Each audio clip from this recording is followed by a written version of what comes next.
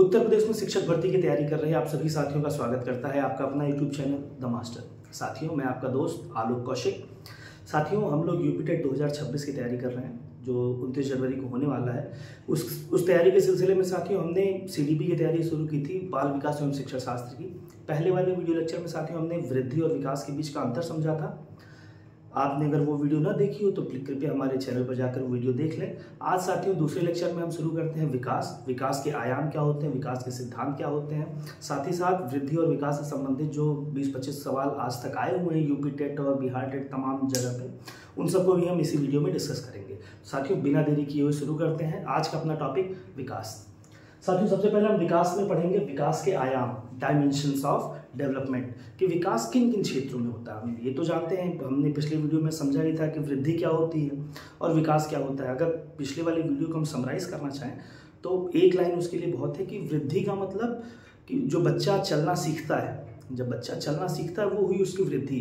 लेकिन कब चलना है, कैसे चलना है, कहाँ चलना है, किस रफ्तार में चलना है, जब बच्चे के अंदर ये समझ में आ जाए, जब बच्चे के अंदर ये समझ विकसित हो जाए तो उसको हम कहेंगे कि बच्चे का विकास हुआ है। तो अब साथियों बात आती है विकास किन किन क्षेत्रों में होता है, क्या क्या चीज़ें होंगी जिसे हम देखेंगे तो हमें समझ में आएगा कि बच्चे का विकास हुआ है। तो साथियों विकास के जो आयाम है, कई अलग किताबों में आपको कहीं 5 मिलेंगे, कहीं 7 मिलेंगे, तो हमने भी उसको जो स्टैंडर्ड है वो 7 ही रखा है। हालांकि इसके जो 3 विकास है, नैतिक, भाषा और रचनात्मक विकास, ये सारे मानसिक विकास में ही आ जाएंगे, लेकिन हम उसको 7 मान के पढ़ेंगे क्योंकि हमारी यूपी टेट में हमारा आयोग भी उसको 7 मानते हैं। तो चलिए अब शुरू करते हैं। सबसे पहला जो हमारा विकास का सबसे पहला आयाम जो है, सबसे पहला पक्ष जो हमें सबसे पहले बच्चों में दिखना शुरू हो जाता है, यानी कि उनका शारीरिक विकास, जिसे हम क्या कहते हैं, जिसे हम वृद्धि भी कहते हैं।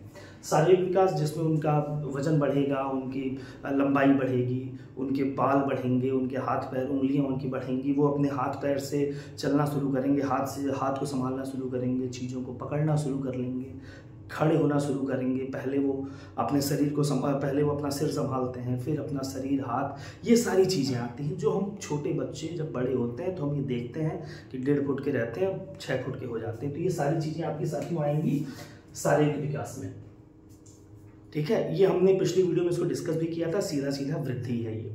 इसके बाद साथियों आता है संज्ञानात्मक विकास या मानसिक विकास। ये दोनों एक ही है, संज्ञान और मानसिक विकास दोनों एक ही हैं। क्यों? क्योंकि संज्ञान भी हमारा एक मानसिक तत्व है जिसमें हमारा दिमाग विकसित होता है, जिसमें हमें चीज़ों को सोचने समझने की हमारी क्षमता विकसित होती है। तो साथियों अगर इसमें हम देखें तो जो मानसिक विकास हम किसी का कब कहेंगे, मानसिक विकास हम तब कहेंगे जब वो बच्चा समस्या समाधान की ओर बढ़ना शुरू करे, कि जब उसके सामने कोई समस्या दिखे वो उसका समाधान कैसे करेगा। जब उसको प्यास लगी तो वो पानी पाने के लिए, अगर छोटे बच्चे को प्यास लगी तो पानी पाने के लिए क्या क्या प्रयत्न करेगा। पहले जब वो बहुत छोटा रहता है तो फिर रोना शुरू करेगा, जब बड़ा होगा तो मम्मी को, पापा को, जो भी मिलेगा उसको पकड़ के चिल्लाना शुरू करेगा, मम मम चिल्लाएगा। और जब बड़ा होगा तो पहले वो गिलास, उसके बाद वो गिलास लेके आएगा, उसकी लंबाई और बढ़ जाएगी तो फिर आरों से खोल के वो खुद पानी पीने लगेगा। तो पहले जो बच्चा रोता था, बड़ा होने के बाद वही बच्चा गिलास में पानी भर के खुद पीने लगता है। तो उसने क्या, उसकी जो समस्या थी प्यास की, उसको सुलझाने का तरीका वो ढूंढ लिया। पहले उसके पास तरीका था क्योंकि वो कुछ और नहीं अपना सकता था, इसलिए वो अपनी माँ के सामने, पिता के सामने रोता था। जैसे ही वो बड़ा हो गया तो उसने खुद ही गिलास से पानी भरना शुरू कर दिया।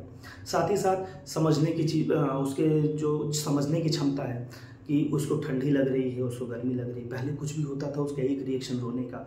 फिर जब बच्चा धीरे धीरे बड़ा हो रहा है, जब उसको ठंडी लगेगी तो अपने आप वो चादर लेके उड़ना शुरू कर देगा, जब उसको भूख लगेगी तो खाने की चीज़ें ढूंढना शुरू करेगा। समझने का मतलब हुआ कि जब उसके अंदर जो भी भावनाएं आ रही हैं, जो उसके सेंसरी ऑर्गन उसको भावनाएं दे रहे हैं, उनके ऊपर वो अपना दिमाग चला रहा है। उसके गर्मी लग रही है, उसकी त्वचा ने उसको गर्म होने का एहसास कराया, तो अब वो उस गर्माहट से बचने के लिए या उस गर्माहट से अपने आप अपनाने के लिए जो भी उसको करना हो, उसके लिए जब वो प्रयत्न करेगा तो सेंसरी ऑर्गन ने उसके दिमाग में सेंसेस डाली कि भैया गर्म है, ठंडा है, मुलायम है, कठोर है, जो भी चीज़ें उसके दिमाग में आ रही हैं, जब वो उन चीज़ों को रियलाइज़ करना शुरू करता है कि क्या मुलायम है, क्या कठोर है, क्या ठंडा है, क्या गर्म है, ये उसकी समझने की क्षमता का विकसित हुई। तो संज्ञानात्मक विकास और मानसिक विकास में साथियों क्या होगा कि जब उसकी सोचने समझने की क्षमता, कब कहाँ क्या करना है, ये चीज़ें जब वो खुद से डिसाइड करना शुरू कर देता है। छोटे बच्चे तो उनकी समस्याएं भी छोटी होंगी, हम लोग बड़े होंगे तो हमारी समस्याएं भी बड़ी हो जाती हैं। ये सारी चीज़ें किस में आएंगी? संज्ञानात्मक विकास में आएंगी। साथ ही साथ साथियों मानसिक विकास में एक चीज़ और आ जाती है, याददाश्त, कि बच्चा अपनी जो भावनाएं हैं या उन भावनाओं से जो भी उसको रिएक्शन मिला, जब उसको पहली बार प्यास लगी, मम्मी ने उसको गिलास में पानी दिया, कहा लो बेटा पानी पी लो, तो उसने देखा है कि एक पानी जैसी कोई चीज़ उसको अगली बार जब भी वो पानी जैसी चीज़ उसको दिखाई देगी तो वो उसका कनेक्शन अपनी प्यास से जोड़ लेगा। या जब भी कोई उससे कहेगा प्यास लगी है तो वो अपने आप उसको उनको पानी ऑफर करना शुरू करेगा। क्यों शुरू करेगा? क्योंकि बचपन में उसके दिमाग में एक बार जा चुका है कि जब उसको प्यास लगी तो उसकी मम्मी ने उसको दिया पानी। तो अगली बार जब भी कोई बड़ा या उससे बड़ा या कोई भी बच्चा उससे जब कहीं प्यास का नाम सुनेगा, कहीं पानी का नाम सुनेगा, उसके दिमाग में खट से वो गिलास में पानी वाली फोटो आ जाएगी। ये क्या होता है? ये उसका संज्ञान, उसकी कॉन्शियसनेस बढ़ती है, उसकी याददाश्त बढ़ती है। ये भी साथियों आपका संज्ञानात्मक विकास में ही आता है।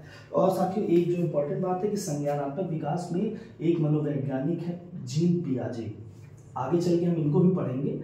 इन्होंने संज्ञानात्मक विकास के चरणों को डिस्कस किया था अपने सिद्धांत में। अपनी आगे आने वाली वीडियोस में हम इसको इन डेप्थ पढ़ाई इसकी करेंगे। बढ़ते साथियों विकास के तीसरे क्षेत्र पर, उसके तीसरे आयाम पर, जो कि है सामाजिक विकास, सोशल डेवलपमेंट। ये साथियों तब शुरू होता है जब बच्चा अपने आसपास के लोगों के साथ, सबसे पहले तो अपने घर में ही लोगों के साथ बातचीत करना शुरू करता है। उसे अपने सामान की, अपने कपड़े की, अपने खिलौने की और भैया के, दीदी के खिलौनों के बीच में अंतर समझ में आना शुरू होता है। वो अपनी चीज़ों को छुपा के रखता है या अपनी चीज़ें जब कोई दूसरा ले लेता है तो नाराज़ होना शुरू होता है। साथ ही साथ जब वो बाहर जाता है वहाँ भी उसको अपना पराया लगना शुरू होता है। घर में तो वो अपना सामान, भैया के सामान में भी, अपने भाई बहनों के सामान में भी अंतर करना शुरू करता है। जैसे ही वो बाहर जाता है तो उसके भाई बहन भी उसके अपने में आ जाते हैं। कहता नहीं भैया मेरा घर है, मेरे भाई का सामान है, मेरी बहन का सामान है, ऐसे वो बोलना शुरू करता है। यानी कि जब उसके अंदर अपना पराया की फीलिंग आना शुरू हो जाती है। साथ ही साथ दोस्ती बढ़ती है। आप देखते होंगे कि बच्चा, जब छोटे बच्चे जो अक्सर 3 या 4 में पढ़ते हैं, वो लोग क्या होता है कि जो उनके दोस्त ने कह दिया, जिससे उनकी पक्की वाली दोस्ती है, उनके दोस्त ने जो कह दिया बस उनके लिए वही सत्य हो जाता है। घर आएगा तो 4 बात करेगा, 4 में से 3 बात ऐसी होगी कि जिसमें कहेगा आज मेरे दोस्त ने ये किया था, राहुल ने ये किया था, राजेश ने ये किया था।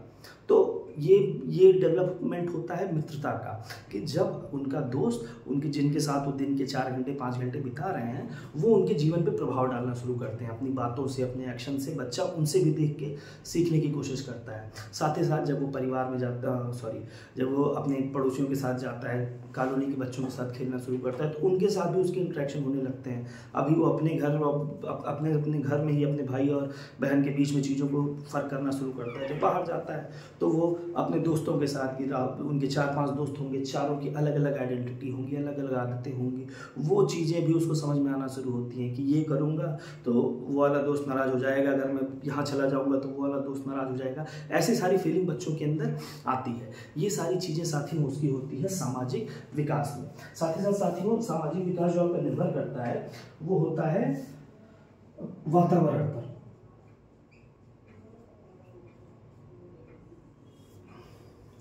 जब हम आगे बढ़ेंगे कि विकास को प्रभावित करने वाले तथ्यों पर, तो उसमें 2 चीज़ें आपको जो मैंने बताया था अपनी सिलेबस वाली वीडियो में भी, कि आनुवांशिकता और वातावरण, इन दोनों को हम अलग से पढ़ेंगे। तो सामाजिक विकास जो है वो पूर्णतः वातावरण पर निर्भर है, कि उसके अगल बगल चीज़ें कैसी हो रही हैं, कि उसके सोसाइटी का, उसके घर का कल्चर कैसा है। इसमें साथियों जो समाज के नियम जो हैं, उसके घर के नियम, परिवार के नियम या समाज के नियम, इन नियमों की जानकारी भी बच्चों के अंदर आना शुरू हो जाती है। बच्चे इसको भी अपने अंदर लाना शुरू करते हैं कि हमारे घर में ये करना मना है।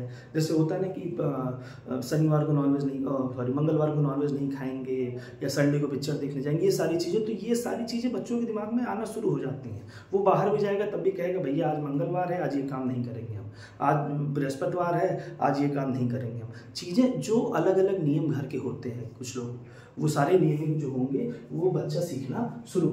साथ ही साथ साथियों सामाजिक विकास में बच्चा जो है वो सामाजिक नियमों को भी मानना और सामाजिक नियमों की भी समझ उसके अंदर पैदा होना शुरू हो जाती है।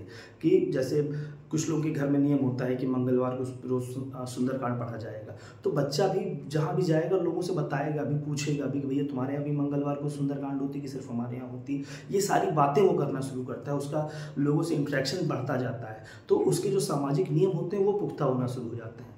तो इसीलिए वातावरण का जब हम आगे पढ़ेंगे कि वातावरण का विकास पर क्या इफेक्ट पड़ता है, तो जो असामाजिक बच्चे हो जाते हैं, जो नियमों को तोड़ना शुरू करते हैं, वो क्यों हो जाता है? क्योंकि उनके अंदर उनका जो सामाजिक नियम है वो बहुत पुख्ता नहीं होता कि क्या सही है क्या गलत है, समाज किस चीज़ को अच्छा मानता है किस चीज़ को बुरा मानता है, इसकी समझ उनके अंदर बहुत डेवलप हो नहीं पाती है। इसलिए वो बच्चे असामाजिक तत्व बन जाते हैं, नियमों को तोड़ना शुरू करते हैं, गलत काम करना शुरू करते हैं। तो बच्चों के अंदर जब उनका सामाजिक सोशल इंटरेक्शन उनका बढ़ेगा, बाहरी लोगों के साथ उनकी बातचीत बढ़ेगी, तो वो बच्चा असामाजिक तत्वों से दूर होना शुरू होता है और उसका विकास एक सुदृढ़ होता है। तो जब हम वातावरण पढ़ेंगे तो हम इस चीज़ के बारे में और इन डेप्थ में चर्चा करेंगे।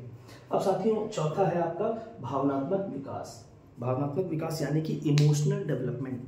इमोशनल डेवलपमेंट, जो बच्चे के अंदर जो इमोशंस होते हैं, गुस्सा, दुख, सुख, हंसी, ये सारी चीज़ें बच्चों के अंदर डेवलप होना शुरू होती हैं। पहले बच्चा हर चीज़ के लिए रोता था, उसको भूख लगे तो रोए, प्यास लगे तो रोए, चोट लगे तो रोए, गर्मी लगे तो रोए, ज़्यादा ठंडी हो तब रो, हर चीज़ के लिए वो रोना शुरू करता था। लेकिन जैसे ही जैसे बच्चे का विकास शुरू होता है तो वो इन सारी चीज़ों में डिफ्रेंशिएट करना स्टार्ट कर देता है कि कब उसको गुस्सा आ रहा है, वो गुस्सा अपना दिखाना शुरू करेगा, चेहरा लाल हो जाएगा, चीज़ों को इधर उधर फेंकेगा, जोर से चिल्लाएगा। ये सारी चीज़ें जब उसको गुस्सा महसूस होगा तब करेगा। जब उसको डर लगेगा तो वो दूर भागना शुरू हो जाएगा, जिस भी चीज़ से उसे डर लग रहा है उससे दूर हो जाएगा, मम्मी पापा के पीछे छुप जाएगा, तमाम चीज़ें करता है। जब उसको हंसी, जब कोई चीज़ बहुत उसको मजाकिया लगेगी तो हंसता भी बहुत ज़ोर से है, ठीक है। तो इन सारी चीज़ों के जब उसके अंदर सुदृढ़ होना धीरे धीरे पुख्ता होना शुरू हो जाता है कि गुस्सा, डर, हंसना, ये सारी भावनाएं उसके अंदर सुदृढ़ होना शुरू होती हैं। तो ये होता है आपका मानसिक विकास, भावनात्मक विकास यानी कि इमोशनल डेवलपमेंट। हालांकि ये भी आपका संज्ञानात्मक विकास का ही एक हिस्सा है, लेकिन किताबों ने इसको एक अलग से पार्ट बना दिया है, तो हम भी पार्ट बना के पढ़ेंगे। अब अगला आता है साथियों नैतिक विकास, मोरल डेवलपमेंट। मोरल डेवलपमेंट जब बच्चे को सही गलत की समझ आना शुरू हो जाए, कि जैसे हम लोग बच्चे को बताते हैं ना कि बच्चा अगर मान लीजिए मिट्टी के या ज़मीन की पड़ी हुई चीज़ को खाना शुरू करता है, तो जब छोटा होता है तो हम लोग कहते हैं नहीं नहीं गंदी बात, तमाम चीज़ें बोलते हैं, तो तब बच्चे को समझ नहीं होती तो बार बार वो काम करता है। लेकिन जैसे ही बच्चा बड़ा होगा उसके अंदर मोरल डेवलपमेंट स्टार्ट हो जाएगा, तो वो इन सारी चीज़ों को स्वयं भी सीख जाएगा। उसे दोबारा फिर नहीं कहना पड़ेगा कि नहीं नीचे पड़ी हुई चीज़ें मत खाओ, तो उसे सही गलत का ज्ञान होना शुरू हो जाएगा। उसे जो हमारे नियम हैं, जो हमने सामाजिक नियम अभी डिस्कस किया था, उन नियमों के बारे में भी उसकी रुचि बढ़ना शुरू हो जाएगी, उसकी जानकारी शुरू हो जाएगी, बढ़ना शुरू हो जाएगी। वो अपने आप चीज़ों को तय करना शुरू करेगा कि ये सही है कि गलत है। जब उस समाज के नियम उसको समझ में आएंगे तो उसी हिसाब से वो अपना व्यक्तित्व भी ढालना शुरू करता है। तो यही होता है साथियों आपका नैतिक विकास। जब हम आगे पढ़ेंगे तो इसको कोलबर्ग एक वैज्ञानिक थे, तो साथियों कोलबर्ग ने मोरल विकास के नैतिक विकास के विभिन्न चरणों को अपने सिद्धांत में डिस्कस किया था। हम आगे उसको पढ़ेंगे।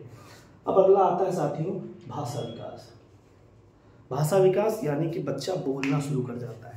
बोलने का मतलब ये नहीं कि कुछ भी बोल रहा, बोलने का मतलब जब वो अपनी भावनाएं, अपने अंदर की जो उसकी जानकारी है वो भाषा के माध्यम से बोल के दूसरों को बताना शुरू करे। जब वो कहना शुरू करे कि मम्मी भूख लगी है, मम्मी प्यास लगी है, या जब बच्चे पापा से कोई डिमांड करें कि चॉकलेट चाहिए कि चाउमीन चाहिए, तमाम चीज़ें हैं, वो पहले तो नहीं बता पाता था, पहले वो खाली रोता था जब भूख लगती थी। अब वो अपनी भावनाओं को, जो उसके अंदर की चीज़ें हैं, जो उसके मन में चल रहा है, वो बोल के सामने वाले को एक्सप्रेस कर पा रहा है। तो ये होता है आपका भाषा विकास, इससे ज़्यादा नहीं होता।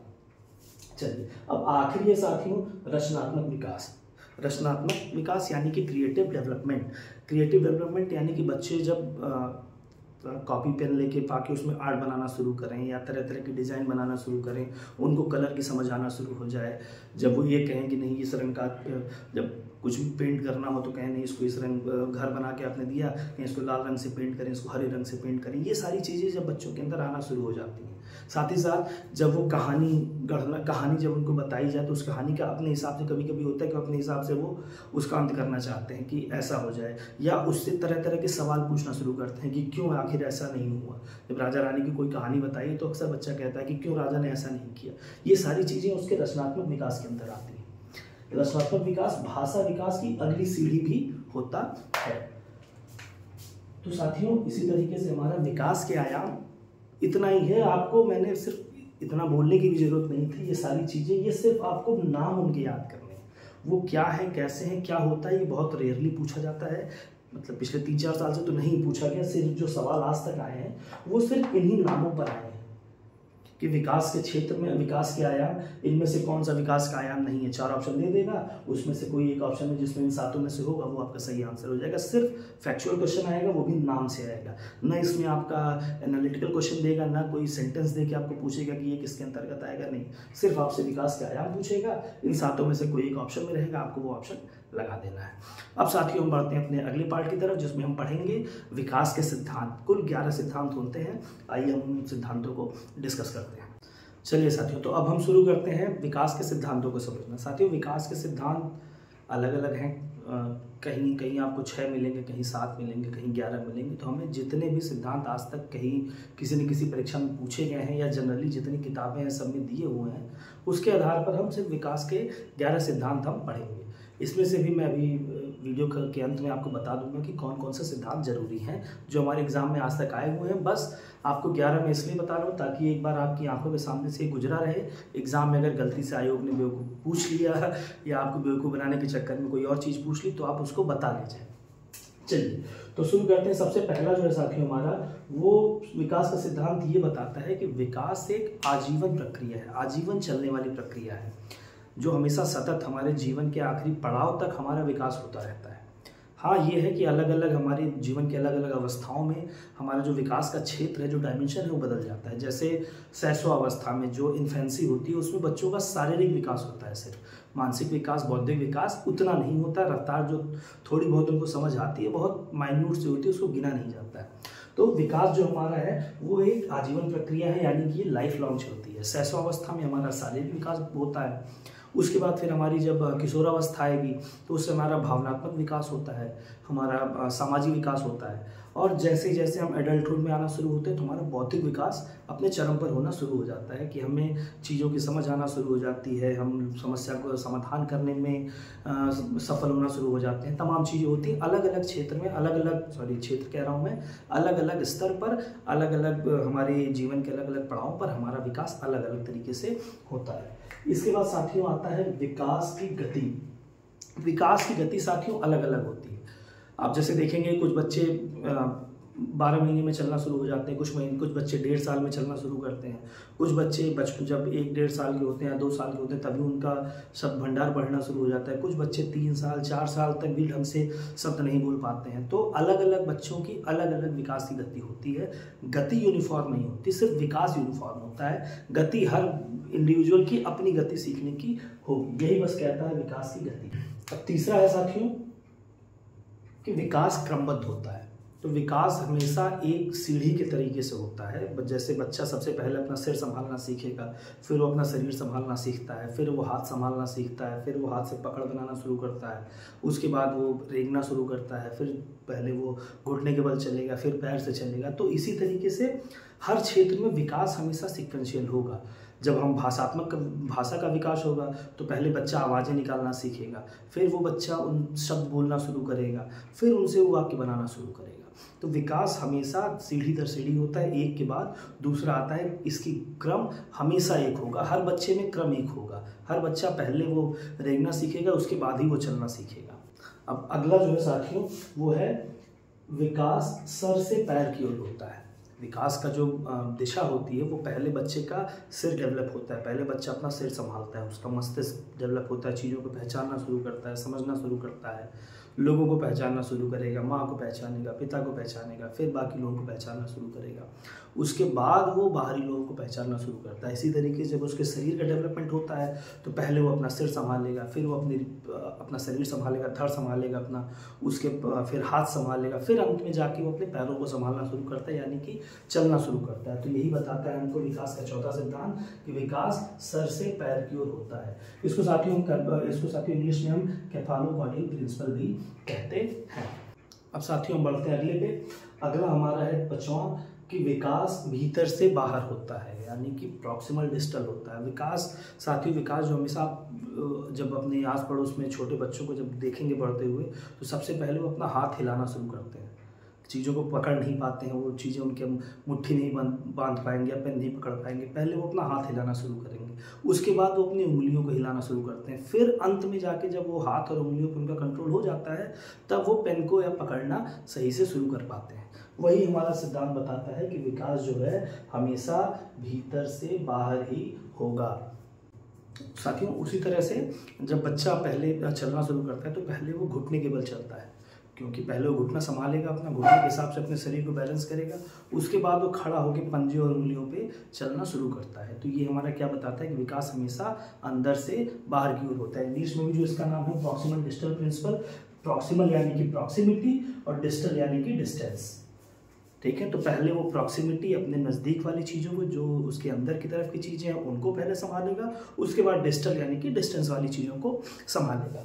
तो चलिए साथियों, अब अगला सिद्धांत हमारा जो छठा कह रहा है कि विकास सार्वभौमिक होता है, यानी कि विकास आपका क्या होगा, विकास आपका होगा यूनिवर्सल।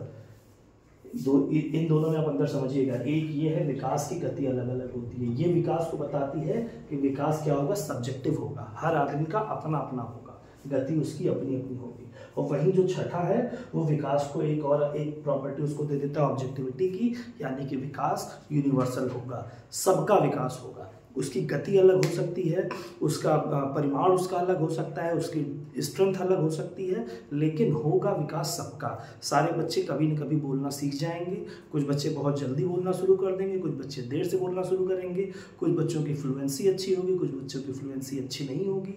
जिसके अपनी मातृभाषा में कुछ बच्चे बहुत अच्छे होंगे, कुछ बच्चे उस लैंग्वेज में कमज़ोर होंगे, तमाम चीज़ें हो सकती हैं, लेकिन शर्त यही है कि विकास सबका होगा। विकास हमेशा हर आदमी का, हर व्यक्ति का, हर पुरुष का या महिला का होगा।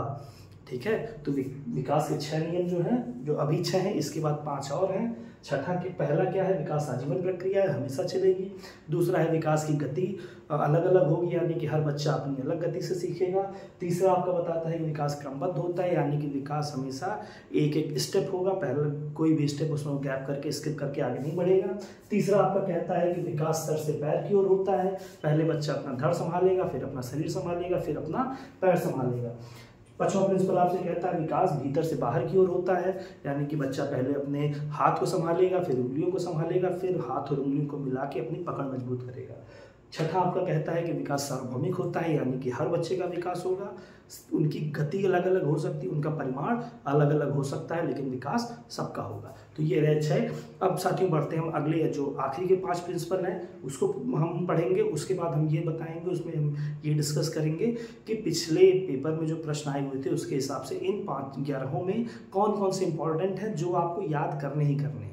बाकी सबको एक सरसरी तौर पर पढ़ लीजिएगा, लेकिन जो इंपॉर्टेंट मैं बताऊंगा उसे पढ़ के जाइएगा, उससे बाहर आपसे नहीं पूछेगा। तो साथियों, अब तक हम विकास के 6 सिद्धांत पढ़ चुके हैं। आइए बाकी के बचे 5 सिद्धांत भी खत्म करते हैं।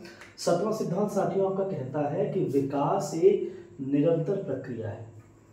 निरंतर प्रक्रिया, आपको कंफ्यूज नहीं होना है। जो हमने पहला सिद्धांत पढ़ा था, विकास एक आजीवन प्रक्रिया है, और यह विकास निरंतर प्रक्रिया है। ये दोनों लगभग एक सिक्के के 2 पहलू हैं। विकास का आजीवन होना ये बताता है कि विकास का कोई टाइम पीरियड नहीं है, वो जीवन पर्यंत चलेगा, हमेशा वो आपके साथ आपका विकास होता रहेगा। निरंतरता क्या बताती है, निरंतरता विकास का निरंतर होना आपको ये बताता है कि विकास प्रतिपल प्रतिक्षण आपका होता रहेगा, ये रुकने वाला नहीं है। हाँ, इसकी गति कम हो सकती है कुछ समय के लिए, इसकी गति स्टैग्नेंट, इसकी स्पीड स्टैग्नेंट हो सकती है, लेकिन ये रुकेगा नहीं। ये हर पल हर सेकंड आपका कुछ ना कुछ डेवलपमेंट होता रहेगा। हर समय आप कोई ना कोई नई चीज़ सीखेंगे, नई चीज़ समझेंगे, ये होता रहेगा। तो निरंतरता और विकास के आजीवन होने में आपको कंफ्यूज नहीं होना है। चलिए, तो अगला है साथियों 8वां कि विकास के विभिन्न आयाम, जो अभी 7 आयाम हमने पढ़े हैं, ये सिद्धांत ये बताता है कि विकास के विभिन्न आयाम एक दूसरे से जुड़े होते हैं, यानी कि एक दूसरे से इंटर रिलेटेड होते हैं। इंटर रिलेटेड होने का मतलब कि विकास का जितने भी आयाम हैं, अगर एक आयाम विकास का पिछड़ा तो उसके बाकी के आयाम भी पिछड़ेंगे। इसको ऐसे समझिए कि विकास, मान लीजिए शारीरिक विकास किसी बच्चे का कम होता है, यानी कि बच्चा कुपोषित है, तो जैसे ही उसका शारीरिक विकास उसका स्टैग्नेंट होगा, चाहे शारीरिक विकास उसका रुक जाएगा या जितना उस उम्र आयु विशेष के हिसाब से होना चाहिए था वो नहीं होगा, तो उसके साथ उसका सामाजिक विकास पर भी असर पड़ेगा, उसके भाषाई विकास पर भी असर पड़ेगा, उसके बौद्धिक विकास पर भी असर पड़ेगा। क्योंकि जो कुपोषित बच्चा है, अगर उसका दिमाग शरीर नहीं डेवलप हुआ, उसका दिमाग नहीं डेवलप हुआ, तो वो चीज़ों को समझ भी कम पाएगा। अगर शरीर नहीं डेवलप हुआ तो वो खेल कूद में कमज़ोर हो जाएगा, बाहर निकलेगा तो अपने अंदर उसको इन्फीरियरिटी कॉम्प्लेक्स जैसी चीज़ें आ सकती हैं। तो ये सारी चीज़ें विकास के हर जितने भी आयाम हैं वो एक दूसरे के ऊपर निर्भर भी करते हैं। तो आठवां आपका सिद्धांत आपसे यही बताता है कि विकास के जितने भी 7 आयाम हमने पढ़े हैं वो सारे के सारे एक दूसरे को इफेक्ट डालते हैं। हर कोई भी विकास अगर उसमें से कमज़ोर हुआ तो अगला विकास वो कमज़ोर कर देगा। चलिए, तो अब बढ़ते हैं साथियों 9वें पे। 9वां कहता है आपसे कि विकास परिपक्वता और अधिगम इन दोनों से प्रभावित होता है। अब पहले परिपक्वता और अधिगम समझें। अधिगम, जैसे आप कोई भाषा सीखते हैं, मान लीजिए आपने इंग्लिश भाषा की हम बात करें तो इंग्लिश भाषा की ग्रामर, इंग्लिश भाषा की वर्ड पावर, उसके अल्फ़ाबेट, ये सारी चीज़ें क्या हुई, हमने सीख ली, भाषा हमने सीख ली, हम उसको पढ़ना भी सीख लिए, हम उसको सुनना भी सीख लिए, समझना भी सीख लिए। लेकिन आप अक्सर हम लोगों के साथ ये दिक्कत होती है कि इंग्लिश हमें पढ़ने में आती है, समझ में आती है, हम इंग्लिश पढ़ लेते हैं, समझ लेते हैं, लेकिन जब हमें इंग्लिश में कम्युनिकेशन करना होता है, बात करनी होती है, तो वहाँ पे हम थोड़े से कमज़ोर पड़ जाते हैं। क्यों पड़ जाते हैं? क्योंकि वहाँ पे हमारी परिपक्वता नहीं होती। परिपक्वता कब होगी? जब हम इंग्लिश में बात करना है या इंग्लिश का हमारा कम्युनिकेशन लगातार रोज का रोज हो, डेली का डेली हो। हमारा मोस्ट ऑफ द कम्युनिकेशन हमारा अगर इंग्लिश लैंग्वेज में होगा तो इंग्लिश भाषा की परिपक्वता हमारी बढ़ जाएगी। ठीक, अगर हम पढ़ाई सिर्फ करके रुक गए हैं, हमें इंग्लिश की ग्रामर आ गई है, ये सारी चीज़ें आ गई हैं, बोलना पढ़ना आ गया है, तो वो आएगा सिर्फ अधिगम में कि हमें इंग्लिश आती तो है, लेकिन हम बोल कब पाएंगे? जब हम इंग्लिश में हमारी क्या हो जाएगी, परिपक्वता हो जाएगी। तो ये दोनों किसको प्रभावित करेंगी? हमारा अगर इंग्लिश भाषा का विकास हम अपना देखेंगे तो परिपक्वता और अधिगम ये दोनों हमारे भाषाई विकास को प्रभावित करने वाले कारक हैं। अब बढ़ते साथियों 10वें पर। 10वां हमारा कहता है कि विकास की गति आयु विशेष पर निर्भर होती है। आयु विशेष पर निर्भर होती है। क्यों आयु विशेष पर निर्भर होगी? क्योंकि हमने इसके पहले भी डिस्कस किया था कि विकास जो है हर अवस्था में विकास का आयाम अलग अलग होता है। आयाम अलग अलग होता है, उसकी रफ्तार अलग अलग होती है। जैसे जब बच्चा इन्फेंसी में होगा, शैशवावस्था में होगा, तो उसका शारीरिक विकास बहुत तेज़ी से होगा, जल्दी जल्दी उसकी लंबाई बढ़ेगी, उसका वजन बढ़ेगा, तमाम चीज़ें अपने उसके शरीर पे जो उसका कंट्रोल होगा वो धीरे धीरे बेहतर होना शुरू होगा।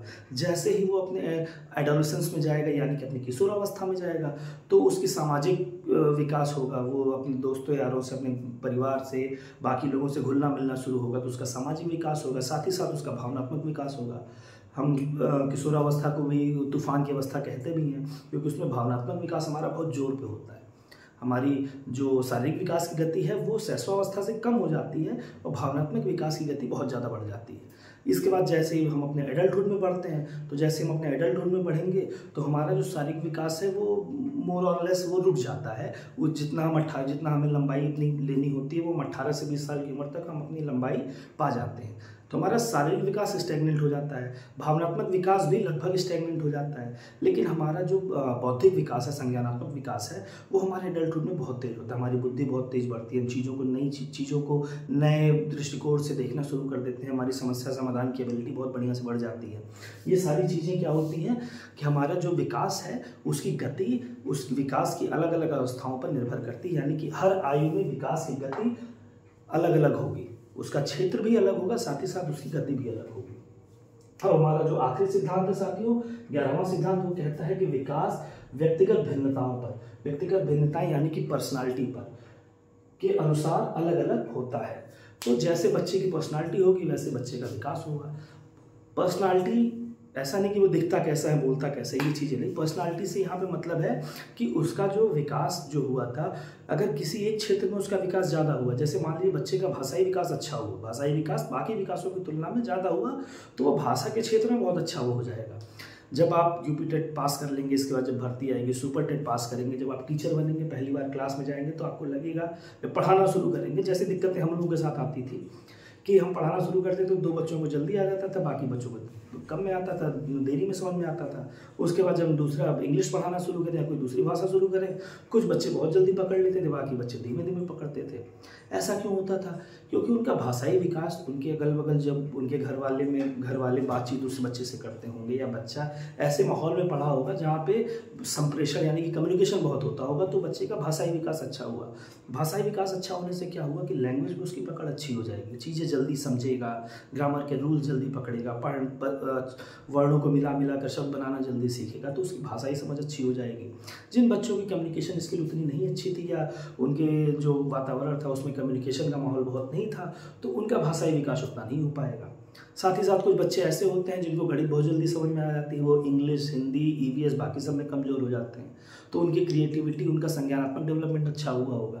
जिन बच्चों का सामाजिक कौशल अच्छा होगा, सामाजिक विकास अच्छा हुआ होगा, वो ईवीएस में, इन बाकी चीज़ों में बहुत अच्छे होंगे, बाकी चीज़ों में उनकी रफ्तार हो सकता है थोड़ी कम हो। तो मोर और लेस कहने का ही मतलब है कि बच्चे का जो उसका व्यक्तित्व है वो ये निर्धारित करेगा कि उसका विकास किस चीज़ में, उसके विकास की गति अच्छी होगी, किस चीज़ में उसके विकास की गति धीमी होगी। तो 11वां जो है आपसे वो यही बताता है कि बच्चे का व्यक्तित्व भी उसके विकास को प्रभावित करता है।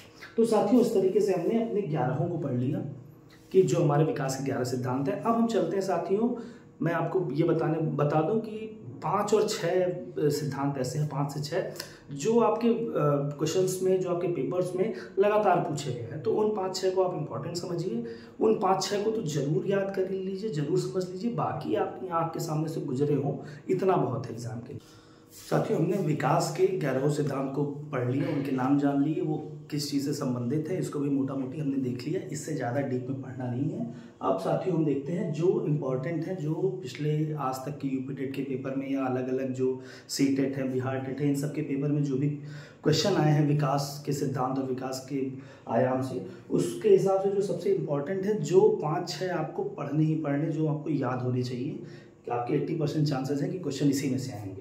सबसे पहला है साथियों केफालोकॉर्डियल, यानी कि विकास सर से पैर की ओर होता है। पहला सिद्धांत आपको ये याद रखना जरूरी है। दूसरा है साथियों प्रॉक्सिमल डिस्टल, यानी कि विकास अंदर से बाहर की ओर होता है। पहले हाथ बढ़ता है, पहले हाथ सही होता है, उसके बाद फिर वो अपनी उंगलियों को पकड़ बनाता है, फिर वो हाथ से अपने काम करना शुरू करता है। उसके बाद तीसरा है साथियों कॉन्टिन्यूअस एंड लाइफ लॉन्ग, यानी कि विकास निरंतर और जीवन पर्यंत होता है, ये भी आपको याद रखना है। उसके बाद है साथियों चौथा सीक्वेंशियल, विकास क्रमबद्ध होता है, एक के बाद दूसरा होगा, कोई भी स्टेप उसका स्किप नहीं करता है। पांचवा है साथियों पर्सनालिटी बेस, अभी हमने थोड़ी देर पहले इसको डिस्कस किया था कि विकास व्यक्तिगत भिन्नताओं के अनुसार विकास की क्या होती है, गति होती है। जैसा बच्चे का व्यक्तित्व होगा वैसे उसके सीखने की गति होगी। और साथियों आखिरी है आपका मैच्योरिटी एंड लर्निंग, यानी कि विकास के लिए परिपक्वता और सीखना दोनों जरूरी हैं। इन दोनों पे ही साथियों विकास निर्भर करेगा। तो साथियों इस वीडियो में हमने पढ़ा विकास के आयाम और विकास के सिद्धांत। पहले लेक्चर और दूसरे लेक्चर को मिला के हमने बाल वृद्धि और विकास का अंतर सीख लिया, विकास के आयाम जान लिए और विकास के सिद्धांत जान लिए। आइए अब इन जो भी हमने अब तक पढ़ा है, इन सब पे आज तक जो प्रश्न आए हैं यूपी टेट में, सी टेट में या बिहार टेट में जो भी प्रश्न आए हैं, उन सब प्रश्नों को डिस्कस कर लें ताकि आपका रिवीजन भी हो जाए और आपको पता भी चल जाए कि किस तरह के क्वेश्चन इस टॉपिक से आते हैं। तो कुल 20-21 प्रश्न हैं, जल्दी से हम उनको खत्म करते हैं। चलिए साथियों, तो आपको यहाँ पे अपना पहला सवाल दिख रहा होगा, मैं मोबाइल में पढ़ रहा हूँ, आप सवाल यहाँ पे देख लीजिएगा। पहला सवाल है कि वृद्धि और विकास में मुख्य अंतर क्या है। तो हमारे पहले लेक्चर में हमने बताया था, पहला ऑप्शन आपसे कह रहा है कि वृद्धि गुणात्मक है, विकास मात्रात्मक है, गलत। दूसरा ऑप्शन है वृद्धि मापी जा सकती है, विकास मापना कठिन है, यही सही होगा। तीसरा ऑप्शन है वृद्धि आजीवन है, विकास सीमित है। चौथा ऑप्शन है दोनों का समान है। साथियों पहले लेक्चर में मैंने आपको बताया था कि विकास और वृद्धि के जब मैंने अंतर बताया था, तो वृद्धि को मापा जा सकता है, लंबाई बढ़ना घटना, कितने सेंटीमीटर बढ़ी, कितने सेंटीमीटर कम हुई, वजन कितने किलो बढ़ा, कितने किलो कम हुआ, तो वजन को मापा जा सकता है, यानी कि वृद्धि को मापा जा सकता है। लेकिन विकास जो है वो गुणात्मक होता है, बच्चे ने कितना सीखा, उसकी भाषा, उसकी समस्या समाधान करने की क्षमता कितनी बढ़ी, उसका लोगों से मेल जोल, लोगों से बात करने का तरीके में क्या बदलाव आई, ये सारी चीज़ें हम किलोग्राम सेंटीमीटर में नहीं नाप सकते हैं। तो पहला जो प्रश्न है आपका साथियों, इस प्रश्न का जो सही उत्तर होगा वो हो जाएगा उत्तर ऑप्शन बी, वृद्धि मापी जा सकती है, विकास को मापना कठिन है। ठीक, चलिए अब पढ़ते हैं साथियों दूसरे प्रश्न की तरफ। दूसरा प्रश्न आपसे कह रहा है कि निम्न में से कौन सा कथन सही है। 4 कथन दिए हैं, कौन सा सही है। विकास केवल शारीरिक परिवर्तन है, वृद्धि और विकास दोनों मात्रात्मक परिवर्तन है, वृद्धि शारीरिक परिवर्तन है और विकास संपूर्ण व्यक्तित्व परिवर्तन है, विकास वृद्धि का ही दूसरा नाम है। साथियों ये भी हमारे पहले लेक्चर से ही सवाल है, इसमें जो आपका सही ऑप्शन होगा वो सी होगा कि विकास वृद्धि शारीरिक परिवर्तन है और विकास संपूर्ण व्यक्तित्व परिवर्तन है। हमने पहले लेक्चर में आपसे डिस्कस किया था कि वृद्धि जो होगी वो शारीरिक होगी, शरीर का बढ़ना घटना, वजन का बढ़ना घटना, ये सारी चीज़ें वृद्धि में आएंगी। लेकिन जो हमारा व्यक्तित्व बढ़ता है, जो हमारे सर्वांगीण विकास जिसे हम कहते हैं, हमारे संवेग जब बदलते हैं, हमारी भावनाएं जब विकसित होती हैं, उनको हम बोलते हैं विकास। तो इसलिए जो दूसरा है, दूसरे का जो सही ऑप्शन हो जाएगा वो हो जाएगा ऑप्शन नंबर सी, वृद्धि शारीरिक परिवर्तन है और विकास संपूर्ण व्यक्तित्व का परिवर्तन है। आपको दिख भी रहा होगा, यूपी टेट 2019 में प्राइमरी लेवल में प्रश्न पूछा गया था। बढ़ते साथियों अपने तीसरे प्रश्न की तरफ। ये प्रश्न आपका विकास के सिद्धांत से संबंधित है।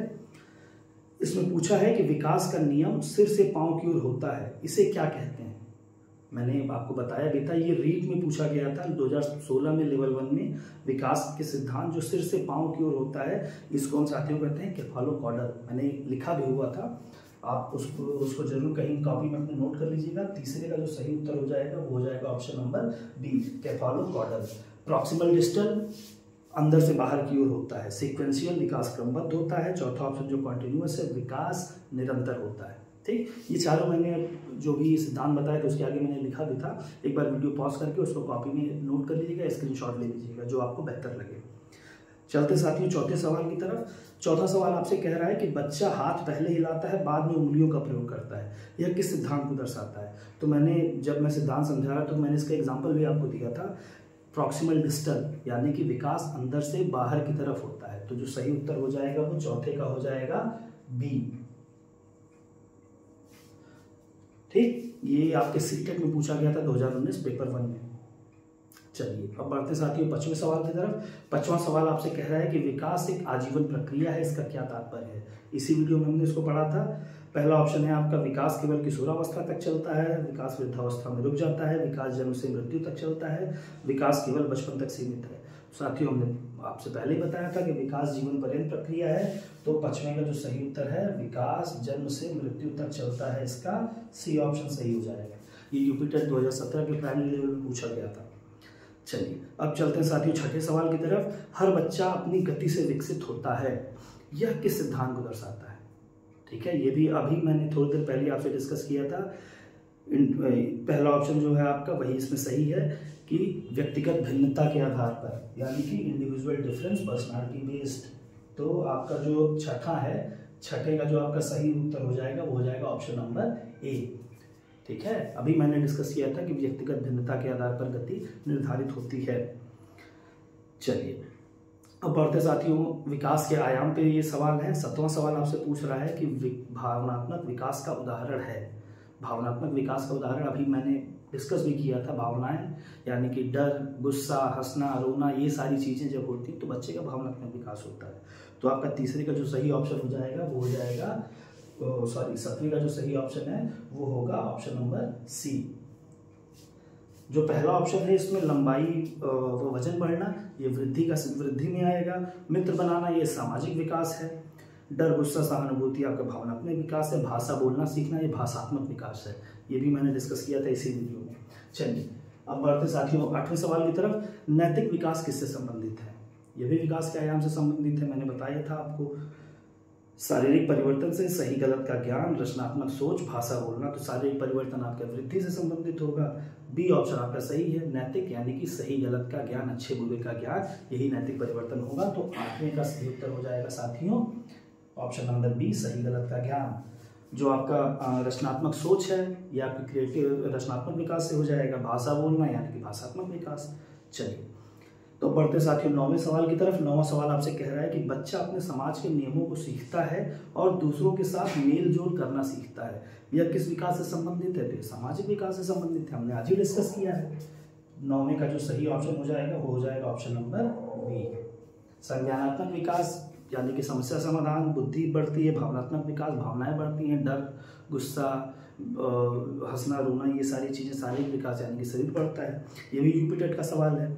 चौथा सवाल जो आपका ये पूछ रहा है कि निम्न में से कौन सा विकास का सिद्धांत नहीं है? पहला, विकास सार्वभौमिक होता है, मैंने बताया था यूनिवर्सल होता है। विकास निरंतर होता है, कॉन्टिन्यूअस, ये भी मैंने बताया था। विकास सभी बच्चों में समान गति से होता है, मैंने ये भी आज पढ़ा है कि विकास हर बच्चे की गति अलग अलग होती है। सब में सबका विकास होगा, विकास यूनिवर्सल होगा, लेकिन उसकी गति अलग अलग होगी। हर बच्चे की गति उसके तमाम चीज़ों पे, उसके विकास, उसके वातावरण पर, उसकी वंशानुगतता, उसके हेरिडिटी पर, इन सारी चीज़ों पर निर्भर करेगा। तो ऑप्शन नंबर सी जो है 10वीं का, वो करेक्ट होगा। चलिए अब बढ़ते साथियों 11वें सवाल पर। 11वां सवाल आपसे कह रहा है कि बच्चा बोलने की क्षमता लेकर जन्म लेता है, लेकिन भाषा बोलना उसे सीखनी पड़ती है। यह विकास के किस सिद्धांत पर निर्भर करता है? तो ये मैंने डिस्कस भी किया था कि जो क्षमता लेकर वो पैदा हो रहा है, यानी कि उसके पास वो उसकी एबिलिटी है, लर्निंग है उसके पास, कि वो कैसा बोलेगा, उस पर उसका बोलना उसको सीखना पड़ेगा, यानी कि उसको पता लानी पड़ेगी। भाषा वो सीख सकता है, लेकिन बोलना उस भाषा में उसको धारा प्रवाह रूप से बोलना, ये उसकी परिपक्वता में आएगा। तो साथियों ये है आपका 11वीं का जो सही उत्तर हो जाएगा, वो हो जाएगा ऑप्शन नंबर बी। ये भी यूपी टेट में सवाल आया था। 12वां सवाल है साथियों जो आपसे कह रहा है कि विकास के विभिन्न पहलू एक दूसरे से जुड़े होते हैं, इसका उदाहरण कौन सा है? 4 ऑप्शन भी आपको बताना है कि जो हमने बताया था इंटर रिलेटेड, आयाम के इंटर रिलेटेड होने का। तो पहला है, बच्चा लंबा होते ही तुरंत बोलना सीख जाता है। बिल्कुल नहीं, ये जुड़ा ही नहीं है। बी ऑप्शन है आपका, शारीरिक कमजोरी से मानसिक और सामाजिक विकास प्रभावित होता है। ये मैंने एग्जाम्पल भी इसका दिया था कि अगर वो कुपोषित है तो उसका सामाजिक विकास और मानसिक विकास धीमे होगा, तो ये इसका सही उत्तर हो जाएगा। 12वीं का जो सही उत्तर होगा वो होगा साथियों ऑप्शन नंबर बी। चलिए साथियों, तो ये 12 प्रश्न हो गए। यही प्रश्न आपके यूपी टेट में, सी टेट में तमाम जगह पूछे गए हैं। ऐसे ही प्रश्न आपसे पूछे जाएंगे। यही 12 प्रश्न आप पढ़ लेंगे तो इसी में से 1-2 आ जाएगा, इससे बाहर नहीं आने वाला है। तो साथियों ये रहे आपके 12 सवाल। उम्मीद है आपको हमारा आज का वीडियो लेक्चर समझ में आया होगा, पसंद भी आया होगा। कुछ आपको जानना होगा या कोई चीज़ मैंने छोड़ दी होगी तो प्लीज़ उसे कमेंट सेक्शन में ज़रूर बताइएगा। तब तक के लिए शुभ रात्रि। आप सभी की तैयारी बहुत अच्छे से चले। कोई भी समस्या हो, कोई भी चीज़ आपको पूछनी हो, जांचनी हो, तो कृपया हमें कमेंट सेक्शन में ज़रूर बताएं। धन्यवाद। जय हिंद।